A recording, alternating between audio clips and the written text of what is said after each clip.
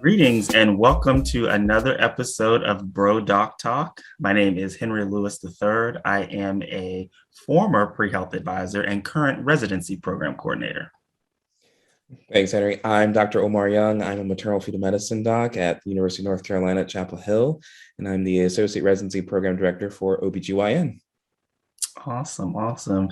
So today we're talking about the interview process for residency and fellowship programs. And this is something that I'm a little new to, but I'm definitely not new to the interview process in general. So we kind of want to take you all on a journey from, the moment the interview process starts. So when you're speaking to the program coordinator or the program manager to, the end of the actual interview itself. Okay.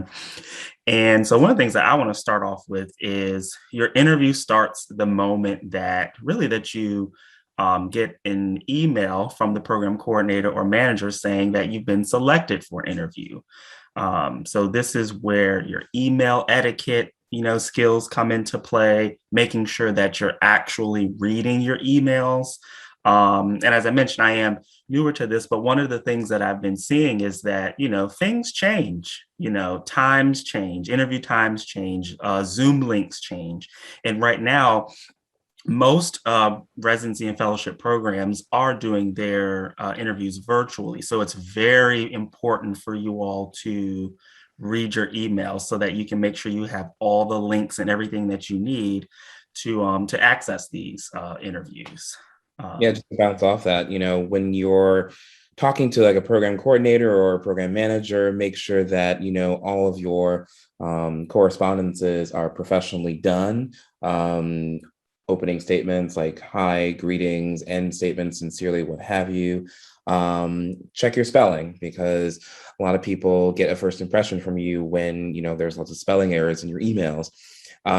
Be mindful of the time that you respond to emails, because a lot of things that go out with respect to interviews are time sensitive.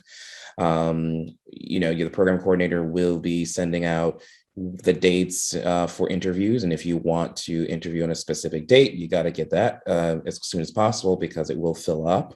Mm-hmm. If you call a program about anything, that also, makes an impression about the kind of candidate that you are. And so basically what we're trying to say is every single interaction with a specific program contributes to the interview process, not just you sitting down with the actual faculty and residents. Right.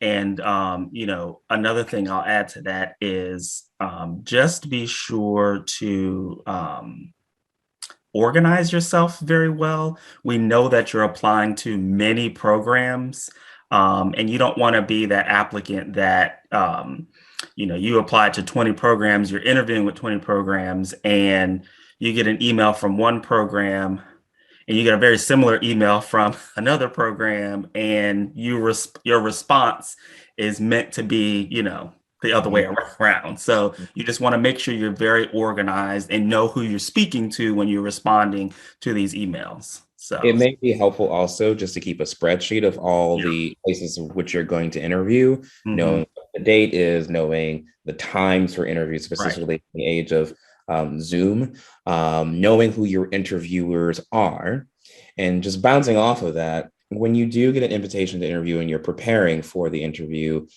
try to do some research on your own. So many programs have lots of great information on their websites, and it's easily accessible if you have a good internet connection. And when you are asking specific questions about programs like to know that you've done your homework. If you're asking basic questions that can be easily looked up on a website, then that tells the program, hey, is he or she actually invested in wanting to come here?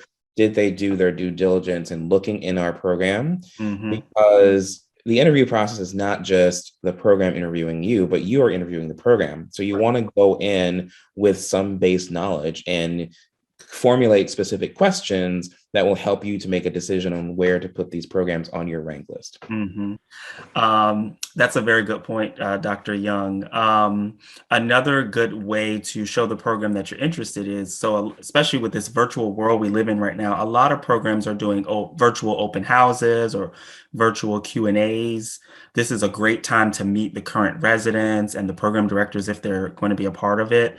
And this is a great time to learn about the program other than what you would see on the website. So Mhm. that when you do get to your interview, you can say, oh yeah, I learned XYZ from the website, but also you can mention when I attended the virtual open house, I learned that this is another thing that your program offers that is something that I'm passionate about, you know? So that really shows like, oh, they went the extra step to attend one of our events. So that Mhm. really shows that they're invested in our program. Exactly. Like showing interest on your part goes a long way with me in the position that I'm in when I'm interviewing candidates. That tells me I will pick candidates that specifically want to come to my program and want to be Mhm. trained with faculty with whom I work. And so, um, Henry, you make a good point in knowing exactly, what is going on in the program. How does it fit in your ultimate life goals, Mhm. and go from there. Yeah. I Now, think. Oh, sorry. Go ahead. no, no, go ahead. I think one of the more important things from interviewing in this day and age is knowing how to set up your interview environment. And so, where are you going to conduct your interviews? What's going to be surrounding you? What are you going to wear? So, those are the things that, we still need to think about, even Mhm. in the age of Zoom interviews. I don't know, Henry, Mhm. if you have any thoughts about that. Yeah, absolutely. And I even think about that personally when I'm doing my own interviews, especially the where am I going to interview? That is very key because you don't want to be in a space where there's going to be a lot of distractions for you, as well as distractions for the people that are interviewing you, whether it's noise or anything in the background. My recommendation would be, find the most quiet area that you can. We know that, that differs based on where you're at, but the most quiet that you can, and to try your best to use a virtual background. That way that there are no particular distractions. Um, and the interviewer can focus on you and you can focus on them. Yeah. Exactly. If interviewing a candidate and I see that you're in your bedroom and your bedroom's messy, or there are some things that you don't necessarily want to be made public, Hmm. um, that's all actually fair game in an interview. I'll be like, oh, so what's that on your shelf Right. there? And Right. that gives me a clue as to who you are as a Who person. you So are. Right. Right. I totally agree with like creating a virtual background and letting that stand Hmm. for the entirety of the day. Now, does that virtual background have to be something that's like plain? No, it could be something that is like a forest or something like that that says something about you and actually Right. spark a conversation with your interviewers. But don't get too creative with the with Right. the virtual backgrounds because, as we mentioned, distractions are key, or avoiding distractions are key. So yes, it could be plain, but it could also be a forest. But hopefully there aren't too many things going on in the forest for there to be distractions. So just keep it simple. I mean, keep it you, but keep it simple because again, the interview is about you and the person that you're interviewing. So. Right. Yeah. Right. And even if you don't have like, I know certain people maybe either they don't know how to work the virtual backgrounds or their computers don't really work well with virtual backgrounds. Find a space in that quiet room where maybe you have a solid, solid background wall or something very simple in the background so that, you can avoid those distractions as well. Exactly. Make sure all your audiovisual equipment works Hmm. before you start Yeah. the interview process. Make sure that you, like Henry has said, set a place aside that you're not going to have any distractions. Put Hmm. put your pets away. Yeah. Make sure that someone's taking care of your kids if you have kids. You're going to invest a solid maybe like 4 to 5 hours for this, so it's very important. Right, right. And along with that audio visual, if you're using any special equipment like an additional camera or anything like that, please, I mean, it's something I had to do myself because I don't always understand all of that, but please be sure that, your camera and your audio, all that stuff is connected so that when it's time to start the interview, everyone can actually hear everyone and you're not scrambling to try to figure out how to make this stuff work. So, Mhm. find a buddy or a family member or a friend or something to test it with is going to be key beforehand, so you can make sure you have a seamless process with this interview. And once you have all that audiovisual stuff down, make sure you know what time you're interviewing. Like you don't have the luxury of flying to places right now for interviews. So sometimes if you're on the East Coast, you might have to work with West Coast time, depending on what Mhm. types of programs you're Good interviewing. point. So I've had some experiences where residents miss their interviews, and that's another issue that the program deals with, or says like does he or she understand organizational priority, Hmm. right? So know what specific time zone your interviews are going to be Right. in, and make sure that you go on time. Right, right. And again, this goes back to, what we mentioned earlier, which is read your emails. All the details that you need for the interview will be in your emails. So stay on top of those. And another thing is, with this virtual environment for interviews is the Zoom links or whatever platform they're using. In some instances, you might be interviewing with a program where there might be multiple links because they want you to jump off and go to, let's say, a grand rounds meeting or something like that. So just make sure you have all the links ready to go so that at this time you're on this link and at that time you're on that link so that you can be right there ready and prepared to do the actual interview or whatever the task is for that day. Absolutely, absolutely. So, Henry, when you are having applicants come to interview with you, Mhm. what would you tell them about what they should wear on that day? No, that's a great question. I think to make this simple, one of the best things you can do is a blazer Mhm. and either a dress shirt or a blouse. Um, that probably would, reduce, any attire issues if you kind of make it simple, and stick to what is considered business professional. So Mhm. again, the dress shirt, the blazer, a blouse, something of that sort, and making sure that we can only really see the top of you. Right. I would still recommend, matching that blazer and top with, dress pants or something like that, just in the event that maybe accidentally get up. You want to make sure that you are looking professional from head to toe. Mhm. And just really to simulate the experience of being in person, like getting fully dressed up, I think is really helpful so that you can actually feel like you're in person in this interview. What do you think about Absolutely. Absolutely. Absolutely. It's not what am I trying to say? It's not a simulation. You're actually on a job interview. that? So Right, I right. tell candidates all the time, what would you do for a job interview? Do Yeah, that exactly the same for yeah. a residency interview on Zoom. Mhm. Um, Unfortunately, medicine still tends to be a very conservative profession. And so a lot of people, adhere to Western business attire, Mhm. which is fine. So for males, a nice blue, black, gray suit is fine. Nice white shirt. You can express yourself with a tie if you'd like.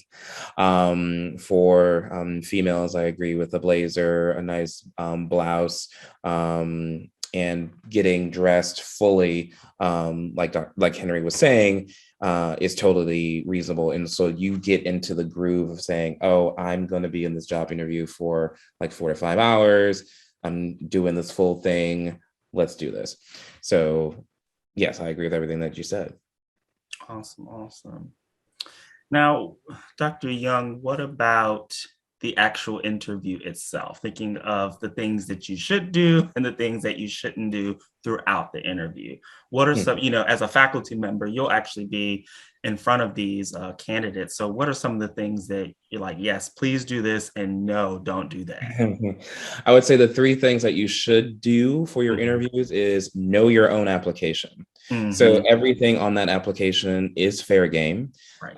I, love reading personal statements. And so the personal statement gives me insight into you beyond the numbers, beyond the scores, things like that. Just the fact that you have gotten an interview at the residency program tells me that you're a great candidate. The interview process, for you is to figure out, is this program right for you? And for us to say, are you right for our current program? So yeah, know what's on your application, because I will ask you any questions from that. Second thing I would say, and we may have intimated this earlier, know a little bit about your interviewers. So if you're going into an interview with someone that you may have a potential clinical interest with, know that person is that person, and you can talk to him or her about what they do with patients on a daily basis. Or if you're interested in doing some aspect of research, know exactly what they do a little bit. And so you can spark a conversation. That is one thing, you don't mind me interjecting there. Go ahead. That is one thing that, I definitely want to, emphasize, is that, so your program coordinator will send you an itinerary, and you're going to know who you will interview with before the actual interview. They will give you the names of these faculties. So that gives you the opportunity right then and there to go ahead and do your research about them before you meet them. Yeah. Exactly. And then the third thing I would say is come prepared with like one or two well-researched questions that you think will give you the best insight into making a decision about the program. I would say, ask residents about, what is life actually like for a resident? Ask faculty, what are some things that you think are going well? What are some things that you think could be changed? Things like that. You want to make sure that you leave the total interview day with all the information that you think will help you in making decisions. Now, on the flip side, what I would not do on interview day is, walking into your interview very unprepared, or being hostile with your interviewers if they're asking you specific behavioral interviewing type questions. You don't want to be caught off guard by these questions, because this is a technique that's used in the business world to gauge exactly how is a candidate going to respond to adversity in the workforce. How is he or she going to deal with organizational change? How is she or he going to deal with certain adversity that they may face and using their skill set? So, for example, a behavioral interview question might be, tell me about a time in which you failed at something, and how did that contribute to your overall personal growth? Classic question. Or another question is, what are you reading lately, or what have you read? Or, one question that I like to ask is, if I gave you all the money in the world, what would you do with that money and why? And so you want to be prepared for these types of questions, because it gives you insight into who you are. Don't be thrown off guard by them.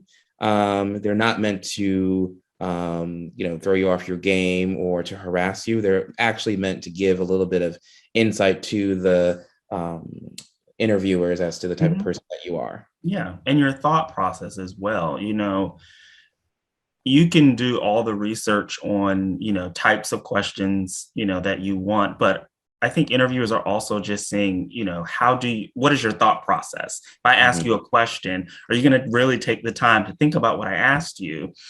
and come up with a genuine answer that, you would actually say in the real world, other than, versus in an interview. Right.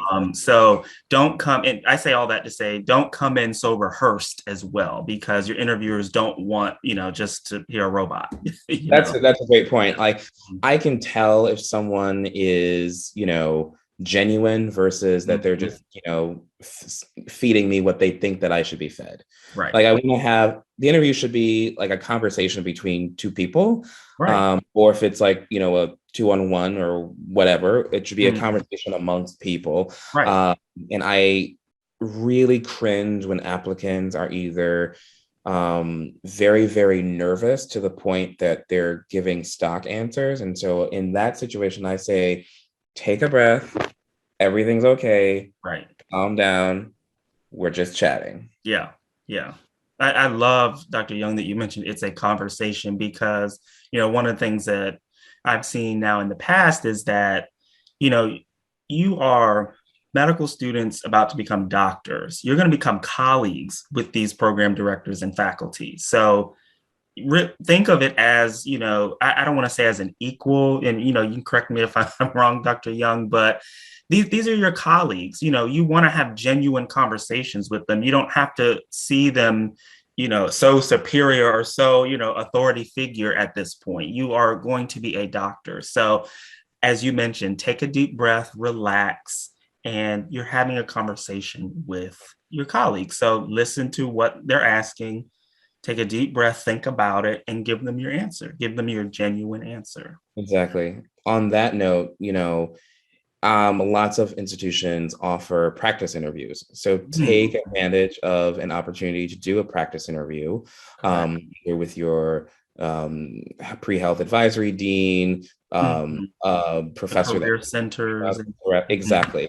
And because they're going to ask you those same types of questions, so that when you go into an official interview, you have done this already before. And then when you come and talk to someone like myself or to Henry, we are very impressed by you, and that gives you a leg up amongst applicants. Absolutely, yeah. Another thing I thought about, during the interview is body language. I think that's also really important, especially, you think about, okay, virtual interviews versus in person. Some people might think that they have to change their body language and things like that. But one thing that I see sometimes, especially the candidates who are very nervous, is this very stiff, look. And, it's like they're barely moving. Again, we're not interviewing robots. Okay. We're interviewing real people. We're interviewing candidates, colleagues, who we're going to be colleagues with at some point. So, have a professional and relaxed, somewhere in between that body language. Don't move around a lot, because that also can show, if you're doing something like this, that can show nervous energy. So make sure you're not doing things like that as well, but look relaxed, and that should help you. Now, in like the setting of Zoom, it's kind of hard to know exactly where to look. Like, are you looking in the camera, or are you looking at the person? I recommend to look at the person, because it tells them that I'm trying to make eye contact with you, as opposed to the camera. I'm actually forgiving of that, but like if it makes for a better psychological connection to have eye contact. Research has shown that when you have eye contact with a person, that person who is receiving your words is more likely to trust you. So that's a good thing. Yeah.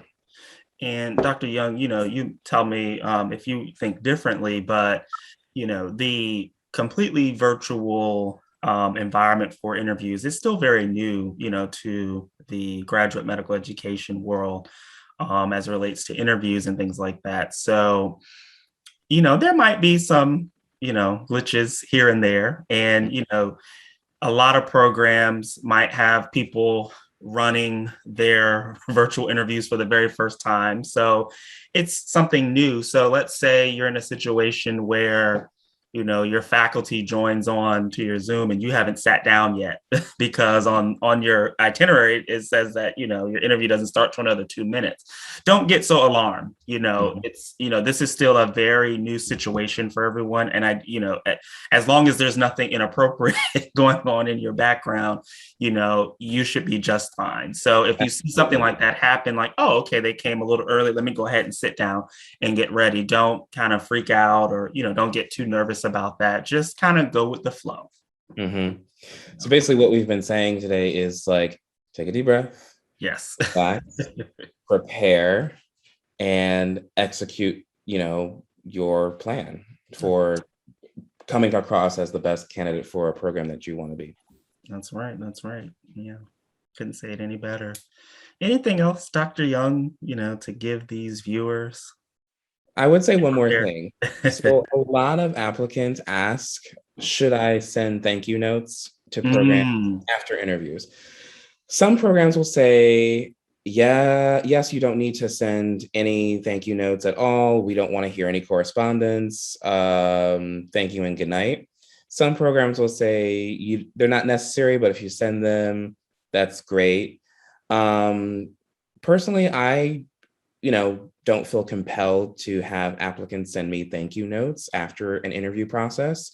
I think you having accepted our invitation to interview is thank you enough. Mm-hmm. If a program is implying that they need a thank you note or some sort of correspondence to assist with their ranking process, I would give that program a second look and make sure that that's a place that you actually want to consider, because your application should stand for itself. Your interview should stand for itself. Any extra correspondence, honestly, is not necessary. Right. Now, that being said, if an applicant does send me a thank you note, and I happen to like that applicant, then yes, that will give him or her a little bit of a leg up in the rank list process, because I know that, like I said earlier, I want to select applicants that are totally interested in coming to my program. But is it necessary? No. Right. I agree. I think I've heard now from multiple programs who have mentioned that it's not necessary. In most cases, it will not change the rank list. They're really looking to see who this person is from that application and from that interview. And they're going to make a decision from that. So I would agree with that. Perfect. Anything else that we need to tell these fine people? No, I really think that you said it great. Congratulations to all of you all for getting to, this point. You've worked very hard.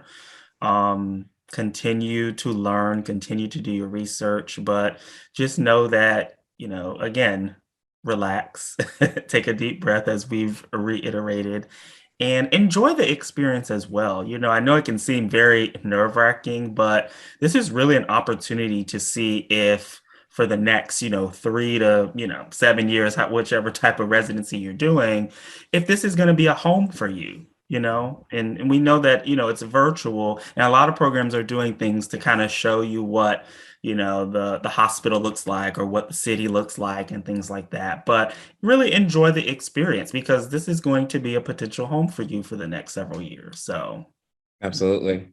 Yeah. Absolutely. So we thank you for tuning in today. And if you have any questions, please find us on our Twitter page at BroDocTalk1. I'm Dr. Omar Young. And I am Henry Lewis III. And thank you all for tuning in. Take care. Bye.